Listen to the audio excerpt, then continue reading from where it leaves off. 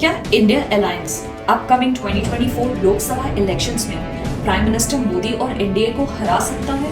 Well, India loves how Modi government uses catchy acronyms for schemes.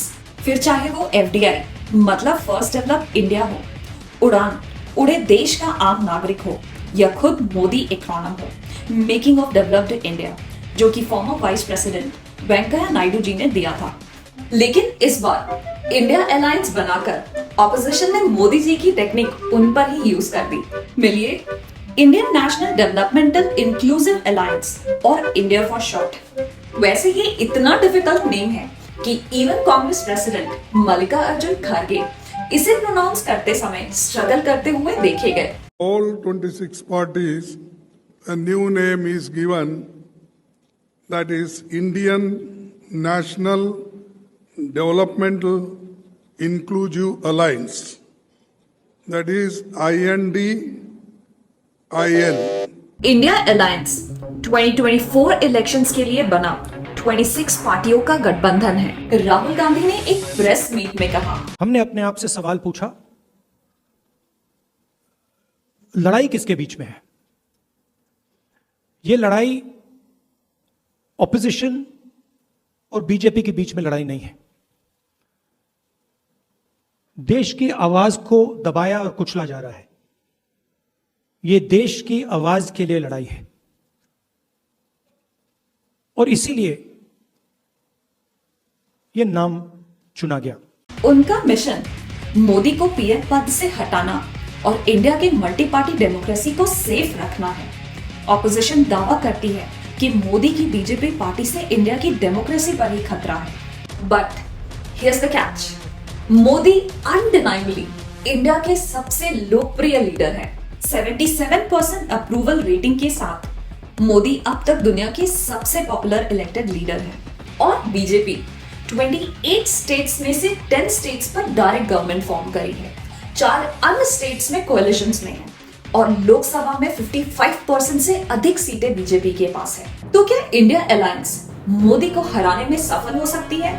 India alliance खुद में अपनी समस्याओं से घिरा हुआ है। पार्टीज आइडियोलॉजिकल डिफरेंसेस और व्यक्तित्व टकराव में फंसी हुई है। जो चीज उन्हें एक साथ बांधती है वो सिर्फ एक ही उद्देश्य है, मोदी को सत्ता से हटाना। इलेक्शन में इंडिया अलायंस की सबसे बेस्ट बेट भारत की पार्लियामेंट्री सीट्स पर बीजेपी के खिलाफ एक उम्मीदवार खड़ा करना है। पर ये करना इंडिया अलायंस में राइवल्स के बीच बहुत चैलेंजिंग टास्क होगा। लोकसभा इलेक्शंस में दिल्ली की सभी 7 सीटों पर लड़ने की कांग्रेस नेता अलका लांबा की प्लान से आप अभी से ही नाखुश हैं। आप लीडर प्रियंका कक्कड़ ने इस पर गुस्से से कहा, अगर कांग्रेस ने पहले ही हमारे साथ गठबंधन नहीं करने का फैसला कर लिया है तो हमारे लिए अगली इंडिया गठबंधन की बैठक में शामिल होने का कोई मतलब नहीं है। ऐसी ही कुछ प्रॉब्लम इंडिया अलायंस को पीएम कैंडिडेट को पिक करने में भी फेस करनी होगी। ममता बनर्जी की टीएमसी लंबे समय से आर्ग्यू कर रही है कि जिस दिन पार्टी ने 50 से ज्यादा लोकसभा सीट्स जीत ली, पार्टी प्रधानमंत्री पद के लिए दावा करेगी। India alliance whole of opposition नहीं है। इंडिया अलायंस में Bahujan Samaj party UP, JDS Karnataka, BRS और एआईएमआईएम तेलंगाना, टीडीपी और वाईएसआर कांग्रेस पार्टी आंध्र प्रदेश और बीजेडी उड़ीसा जैसे इंपॉर्टेंट रीजनल पार्टी शामिल नहीं है। 2019 के लोकसभा इलेक्शंस में बीजेपी को 37% वोट मिले, लेकिन एंटी एनडीए 55% वोट्स उनकी रीजनल पार्टीज के कैंडिडेट्स को डाले गए थे। कई फॉरेन एनिमीज एक साथ एक गठबंधन में आते हैं तो वो अपने कई लॉयल वोट्स को रिटेन नहीं कर पाते। फॉर एग्जाम्पल, तमिलनाडु के वंशी ने कहा कि उन्होंने 2019 के चुनाव में डीएमके को वोट दिया, लेकिन वो मोदी के खिलाफ नहीं बल्कि डीएमके के लोकल कैंडिडेट को सपोर्ट करते थे। बट अब उनकी प्रेफर्ड पार्टी के कैंडिडेट को शायद टिकट ही ना मिले तो वो मोदी को सपोर्ट करने का सोच रहे। वोट शेयर के चैलेंज के अलावा सीट का चैलेंज भी है। बीजेपी ने 2019 में 50% से अधिक वोट शेयर के साथ 200 लोकसभा सीट्स जीती थी, जिसका मतलब ये है कि इन सीट्स पर एनडीए को बिग लीड मिल सकता है। इसलिए इतनी पॉपुलर बीजेपी पार्टी को सत्ता से हटाना एक चैलेंजिंग टास्क है। मोदी इलेक्शंस को पर्सनालिटी ड्रिवन कैंपेन और 1-to-1 कॉन्टेस्ट बनाने में महारत है। और इंडिया अलायंस तो एक लीडरलेस आर्मी बनकर मोदी के खिलाफ मैदान में उतरा है।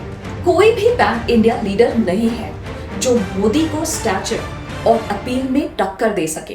तो आइए अब इंडिया अलायंस के मैथ्स को समझते हैं। यूपीए ने 2019 में अपने अर्लियर अवतार में 27% वोट शेयर के साथ 91 सीट्स हासिल की थी।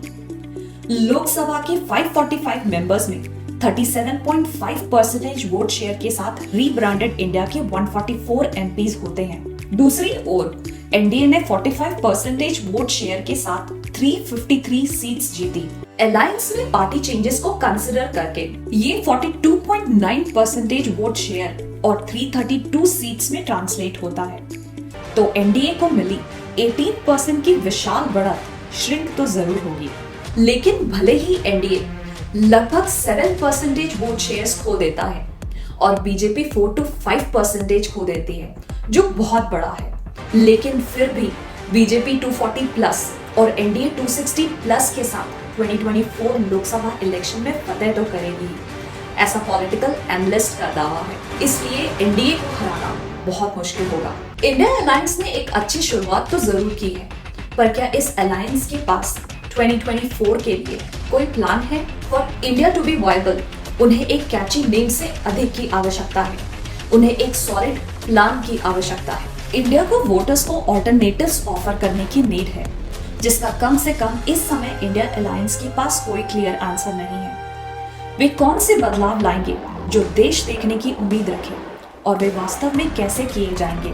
फिलहाल इसका कोई वास्तविक उत्तर नहीं। ये वैसा ही हाल है कि हम पर भरोसा करो, हमें सरकार बनाने दो और हम सब ठीक कर देंगे वाला हाल है।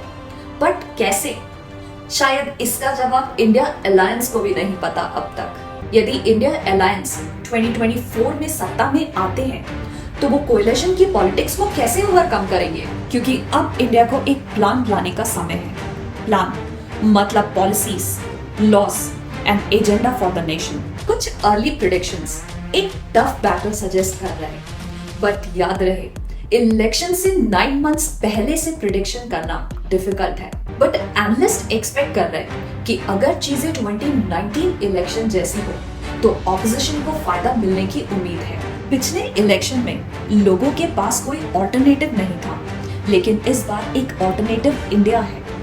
2019 के इलेक्शन में 14 सीट्स ऐसी थी जहां इंडिया अलायंस को बीजेपी से ज्यादा वोट शेयर मिला था। तो ऑपोजिशन का साथ आना चुनाव में फर्क तो डेफिनेटली लाएगा। India today C voter mood of the nation के पोल के अकॉर्डिंग इंडिया अलायंस के बावजूद पीएम मोदी 2024 में थर्ड कॉन्जिक्यूटिव टर्म वापसी कर सकते हैं।